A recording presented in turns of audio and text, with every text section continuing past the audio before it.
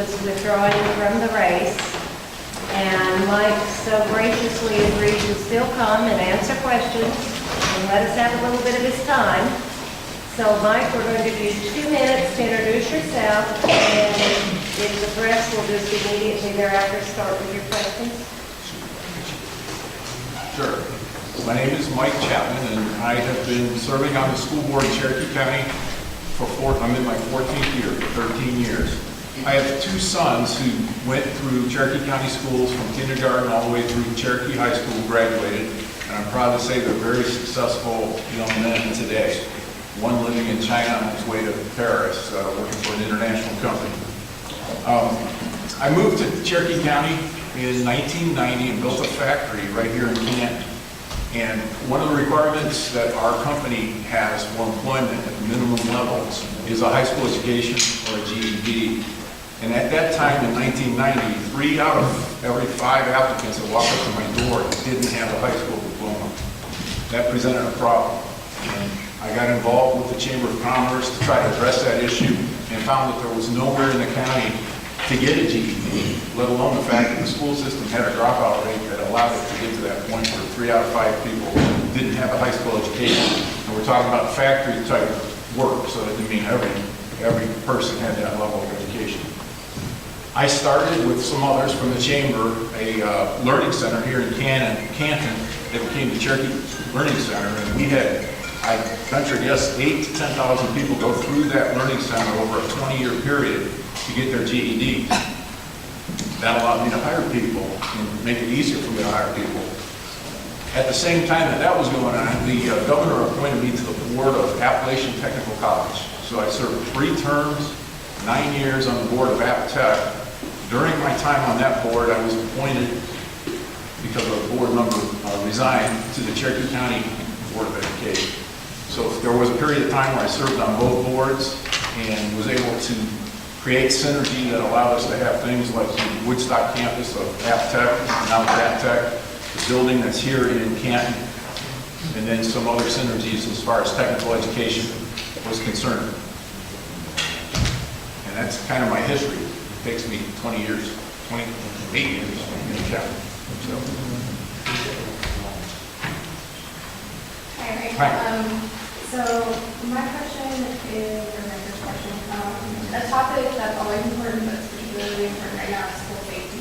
As you know, in light of the recent shooting in Chapman, the ad hoc safety and security meeting has been reestablished and currently in those meetings. So what would you want school districts to do to make schools safer? What's my opinion? The question was about school safety and the fact that we have an ad hoc committee that's studying, working with law enforcement officials to make our schools safer.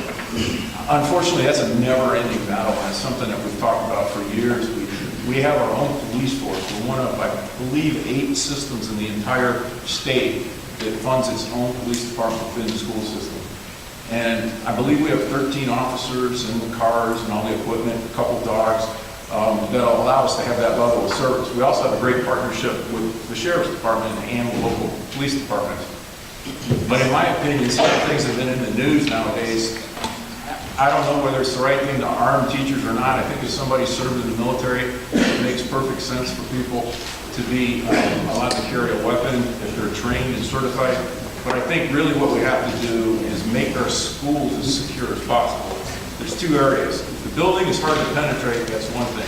And there's some work that we need to do there. We've been working on it for years. It takes a lot of money to do that. And by the way, the state, we get most of our money from the state. The state has never funded security for our schools at all.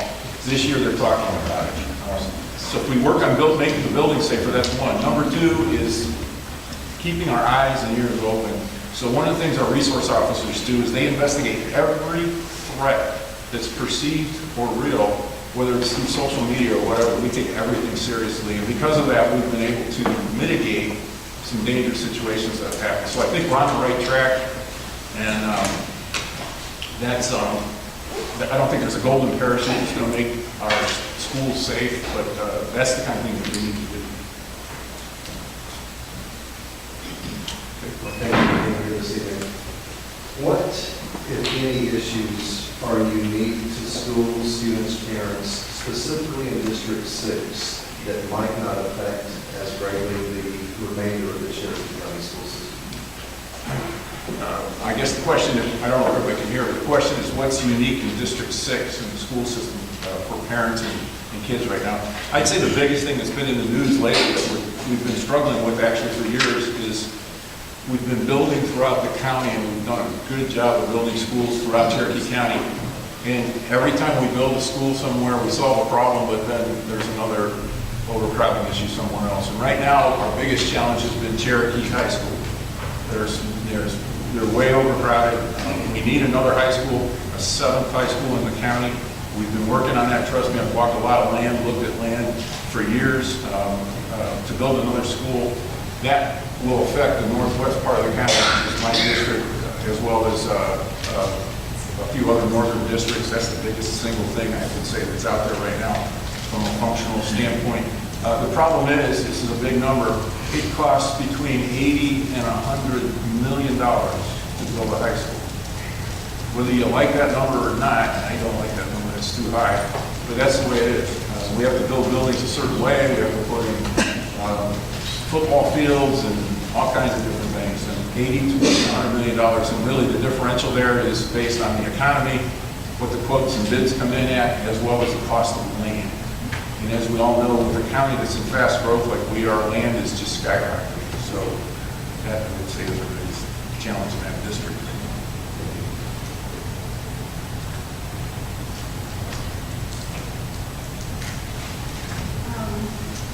On that other question, you take overcrowding the police issue in District 6. Can you tell us if in the upcoming budget, I know discussions are starting right now, if there's going to be a recommendation to put a new high school in this SLOSS and replacement for Chapman Elementary School, which is closing after this year? What I can tell you, the question was what are we going to do about it? And is that first in terms of the overcrowding issue? We've mitigated it in the short term by moving Canton, what was Canton Elementary School, into part of Cherokee High School. But we still have a need for another high school. I believe, I can't tell you definitively, but I believe we've said that that's our plan, is to put another high school in the next last referendum. We do have a need to pass laws to continue to pay down debt that has allowed us to keep up with the growth in the past in the county. So we're looking at another splash to make sure the numbers work out right.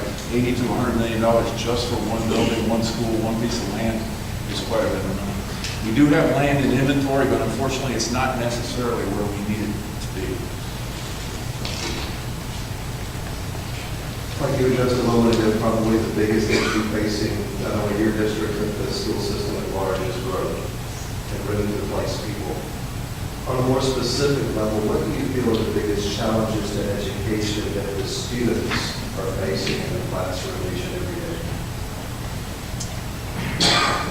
These are my opinions. And there's something that we talk about. Every board member brings a different background to our board. And that's good. That's healthy. It gets us into a debate about what we should be doing, working with our superintendent on where the school system goes.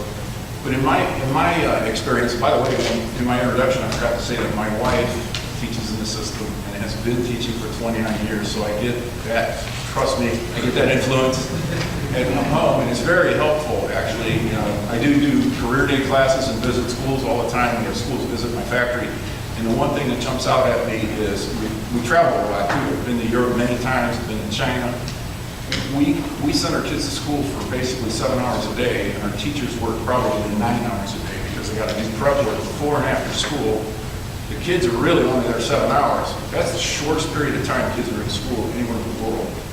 And so what we do is we cram in all these classes. We have 1 or 2 minutes between classes, and we force kids to go around and learn what they're doing and try to go to the bathroom and try to eat lunch in 20 minutes at 10 o'clock in the morning.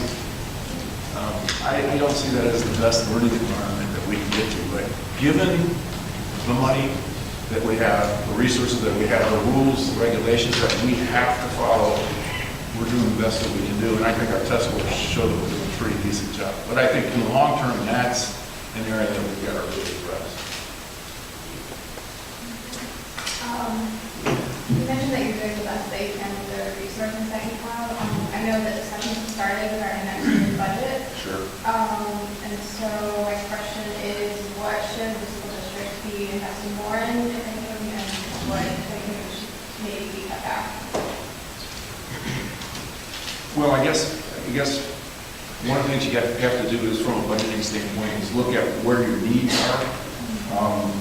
So there's two sides to our budget. One is a capital side and one's an operating side. The capital side typically comes from SPLOST. I mean, we go to the public and we say, here's our intention to build these buildings, build these schools, add on to these schools, renovate these schools, add technology, do whatever we need to do from a capital side. Those budgets are set in one moment. Then the operating budget, I'd say 86–87% of that budget is consumed by salaries and benefits. Think about that. You see, the school system has this large budget. 86–87% is salaries. So that doesn't leave a lot of money for all the other things that are going on. So we're very frugal about what we do about filling the org chart, having a 65% or better overhead rate, meaning the number of staff, teachers, and staff ratio. But when it comes to programs and so forth, it's funding those programs that are showing performance and moving us forward as we measure what we're doing. Going back to the security question, that can come out of capital, and we may have some more of that in our next blast about adding things to buildings to make them more secure. Very expensive to do, needs to be done. But we don't have a lot of resources on the operating side that we can spend on some of that stuff. So when people say, oh, you should put bulletproof glass in every school, that would be wonderful if we could do that. If somebody wants to write a check, we do that. So we need to come up with the sheriff's department, with the police department, how do you mitigate that? If you can't afford to put that in, what do we do to make sure the schools are safe? John, again, coming back to mine. Do you feel that at this time, the Cherokee County school system is technologically advanced as it needs to be in order to meet these students' needs and the employment needs of tomorrow? Actually, I do. We have won many national awards for our technology infrastructure and what we do. There are a segment of people that criticize us for spending all our money on technology, but in today's world, that's really where it's at. So I would say I'm very pleased. Our Assistant Superintendent, Bobby Blount, does an excellent job, and our schools are well prepared as we move forward to deal with technology.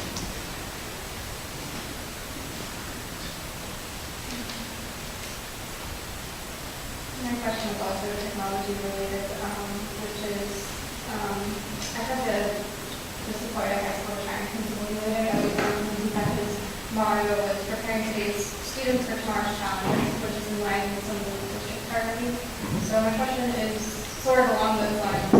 How should the curriculum respond to changing technology and demands of future job markets? Mr. Chapman, I could not hear her, so I'm assuming they could. Okay. Would you repeat your question? If I could do you want to try that again? To repeat my question is, how should curriculum respond to changing technology and changing demands of future job markets? Excuse me. Whether it's with technology or jobs or job markets or whatever, we have curriculum committees and groups set up looking at what's coming. The state dictates a lot of curriculum that we have to follow, but where we can, we integrate what we feel the needs are. For example, on the technology side, we're moving into what we call one-on-one initiatives, where eventually all students will have some type of technology and they have that ability to take it with them and take it home, whether they can afford it or not, working on those kinds of things. That's what we have to do. So if a student can't afford to have a computer or a smartphone, they shouldn't be at a disadvantage as it relates to technology and the ability to learn, because most of our curriculum is either online. Textbooks are pretty much a thing of the past. So those are things that we're constantly working on. And again, it goes back to the money side, and it's all about resources. Mike, this will be my final question for this evening. The school board, as you're well aware, this year voted to close the Canton Elementary School, transferring those students and incorporating that facility for use by Cherokee High School, as we talked about earlier. Do you feel this was the best decision, and if so, why? I do feel it was the best decision. We probably had 6 or 7 final opportunities that we were studying and we looked at that one. That one, that option cost the least amount of money to implement because the facility was there. But it also allowed us to do the least amount of disruption for the kids moving into the other schools that got about a can. I think the integration now, looking in hindsight, it was really the right decision. I think the transition has been wonderful. I think, I can measure it based on how my feedback is via emails and stuff. And I can only tell you that I think I got one email that was negative. It was so negative, it wasn't rational. So many people said, thank you for doing it, because it's exposed my kids to other kids and other opportunities. And, one of the things we did when we created the STEM academies is we put them in Title I schools. So somebody that wants to have their son or daughter go to a STEM school is going to send their student to a Title I school. And just think about that integration that happens without any noise. And I think it's been a great thing. But out of all the options that we had, I think that one did the least amount of disruption for parents, for students. I feel it's going to work out fine. And we've committed to the public that we will build another elementary school. And as we talked about a minute ago, we are going to invest in the Cherokee High School, 7th High School need. It's just going to take, the next blast is still 3 or 4 years away. We've got to publicize it. By the time it passes, then we have to build the school, design the school, buy the land. We're looking at a large window. This is also my final question, Okay. which is just looking into this next term when you start, what will your main priority be? My main priority is we are now going to be moving into our 3rd year with a new superintendent who's doing a wonderful job. We have a great board. Of course, we'll see how the election all shakes out here. But I think as we move forward, there's some semblance to don't rock a good thing. Our test scores are at the top in the state of Georgia. We constantly work to get better. We are approaching the highest graduation rate we've ever had. And some of those numbers are a little funky to understand. They sound bad, but they're really not the way to track. And then we have a security issue that is really something that we have to deal with. It's just a matter of keeping everybody focused and moving forward. One of the things I do in the business world, and I preach it as I travel around and talk about the school system, we can talk about money all day long. It's real. Anybody who says you spend too much money doesn't know the business. I have to spend millions of dollars to make my business run. So I have to find that money to invest in the business to make it run. So money is good. But the success of the business or our school system is in its peak. So where the resources have to be is developing and promoting and training the best teachers and staff, whether it's bus drivers or teachers, or it's the people that clean the buildings, or it's the senior staff. As long as we have the best people doing the best jobs, focused on the same goal, the organization will be fine. Okay. Thank you.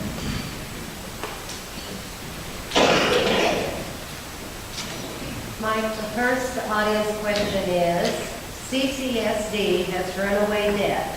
What can be done about getting it under control? Well, I'm not going to accept that premise. We do not have runaway debt. So when I was married, we got married, the interest rates were 16% and for a house. But my wife and I figured out a way to borrow money to buy a house. We needed schools. When I got on the board, we were drastically overcrowded, and we could see what was coming as far as growth was concerned. Do you know where we would be today if we didn't put a plan together? We went to the public, said, here's the plan. Thankfully, the state legislature created the SPLOST initiative and allowed us to put a plan together and bond future SPLOST revenue to build buildings. So I would say that we don't have a debt problem. We are just like about everybody in this room that's at least my age has a mortgage. But let me also say on that line, we take it very seriously. One of the things that's one of our initiatives as a board is to get our bond rating as high as possible. We're hoping for a AAA bond rating very soon. And that's, to do that is to build reserves, to make sure that you're operating the right way you can. Just recently, I think a year ago in the last budget, we decided to shift $1.5 million of operating funds to debt reduction, in other words, to pay ahead on the debt. I said earlier that we need $80 to $100 million to build a high school. Where is $80 to $100 million going to come from? There's no question that we're going to have to borrow that money. There's no question. Or there won't be a seventh school, high school. And in order to do that, the best way to do that, just like most folks in this room, you check your credit score to see what it's going to cost you to borrow money. So we're working on those things now to make sure that we're in the best fiscal position that we can be. Second question is, do you have, or do you plan to have or enhance a technical academy like Bartow County has in their area? The technical high school, technical academy, whatever you want to call it, has been on my radar for 15 years. And the last couple times we've built high schools, we've talked about making it a technical high school, or taking another building and making it a technical school. That is a lot more difficult than it sounds. Take it from a guy that's in industry, and I'm all about STEM. I have students visit my factory, I go to classes and teach career days with classes, and do all kinds of things. I'm very detailed with it. I've been on the board of Appetech for years and worked on the cross-function of technical education and public education. But we will do that. It's one of the initiatives that we've got the superintendent working on. So it could be that seventh high school ends up being that. It may be that. And certainly we're going to address that issue. I just can't tell you what it'll look like today. But I would say that there are initiatives already in place. Whether you're at Cherokee High School learning how to weld or fix cars, or you're out at some of our other schools learning about healthcare, we do have that in our system. It's just, the question is always, do you have one facility that's like a magnet school? It's a technical school.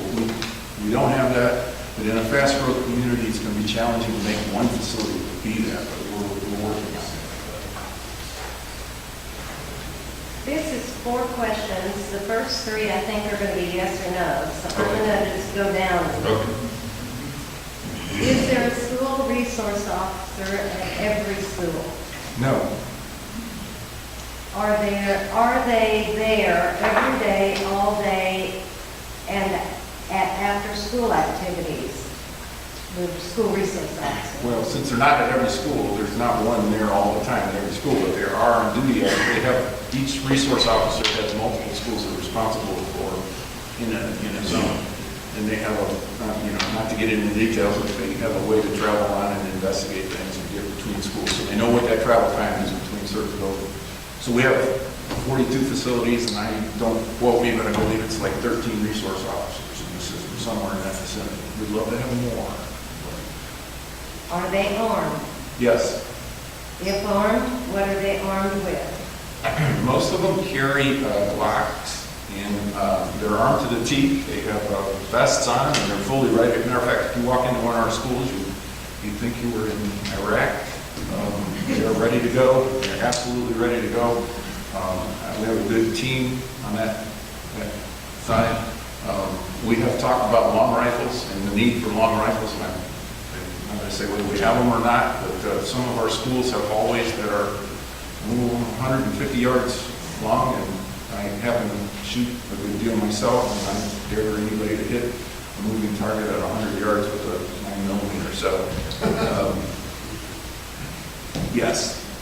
These questions raise a question for me. I didn't write it down, but do the high schools have a resource officer every day, all day? The only way I can answer that question, I believe they're at the high schools every day.